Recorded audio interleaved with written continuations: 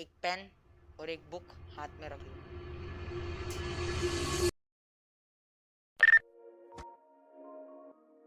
Day 1 of learning stock market basic to advanced. In this video we have learned what is stock market, NSE, BSE, Sensex, Nifty.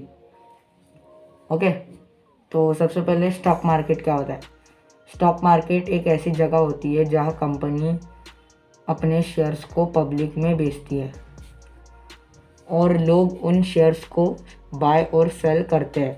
Simple शब्दों में जब ज़्यादा लोग bye करते हैं तो प्राइस ऊपर जाता है और जब ज़्यादा लोग सेल करते हैं तो प्राइस नीचे जाता है। इतना समझ लो, ठीक है। फिर अपन देखेंगे शेयर्स क्या होता है। शेयर्स का मतलब होता है कंपनी का छोटा सा हिस्सा। जब आप किसी कंपनी के शेयर्स खरीदते हो तो आप उस कंपनी के थोड़े से ओनर बन जाते हो, ठीक है। एग्जाम्पल के लिए पकड़ लो, कोई कंपनी है, अब आप उसका कोई एक शेयर्स खरीदते हो ना, तो आप थोड़े बहुत ओनर हो जाते हो कंपनी के, इतना समझ लो। अब अपन आगे बढ़ेंगे, देखते हैं एनएससी और बीएससी क्या होता है। एनएससी और बीएससी इंडिया का स्टॉक एक्सचेंज है।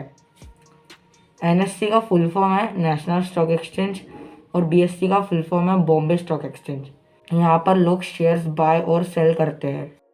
Okay, now we are moving on Sensex. Sensex क्या होता है। सेंसेक्स ना बेसिकली बीएससी का इंडेक्स होता है। जो अपन ने बताया था ना बीएससी, उसका इंडेक्स होता है और ये सेंसेक्स का फुल नेम है सेंसेक्स 30। इसमें बीएससी के टॉप 30 बिग कंपनीज होती है, तो इसीलिए इसका नाम ना सेंसेक्स 30 है। अभी अपन आगे देखते हैं। सेंसेक्स बताती है कि ओवरऑल मार्केट ऊपर जा रहा है या नीचे। हाँ, अब निफ्टी क्या होता है। निफ्टी ना बेसिकली एनएससी का इंडेक्स होता है। जैसे सेंसेक्स बीएससी का इंडेक्स था तो ये एनएससी का इंडेक्स होता है, तो इसका फुल नेम है निफ्टी 50। आपने देखे थे सेंसेक्स 30 नाम था उसका, तो उसमें टॉप 30 बिग कंपनीज थी। इसका निफ्टी 50 नाम है तो इसमें टॉप 50 बिग कंपनी रहेंगी, इतना याद रखो आप।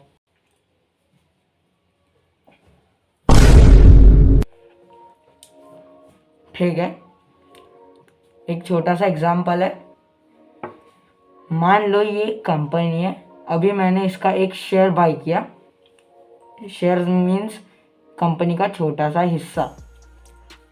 तो मैंने इस कंपनी का छोटा सा हिस्सा यानी एक शेयर बाय किया। अब इसके एक शेयर की वैल्यू थी 100 रुपीज़ प्राइस, ठीक है।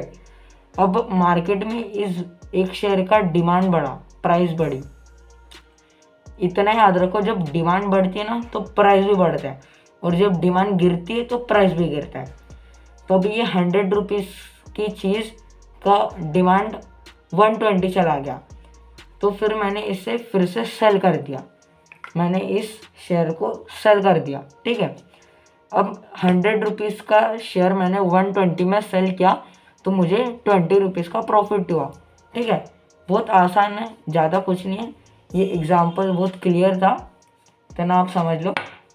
ओके, लास्ट में जाते जाते मैं सिर्फ इतना ही कहूँगा, अगर किसी शेयर का डिमांड ज़्यादा होता है तो प्राइस ऊपर जाता है और अगर किसी शेयर का डिमांड कम होता है तो प्राइस नीचे जाता है। ये रूल हमेशा याद रखना।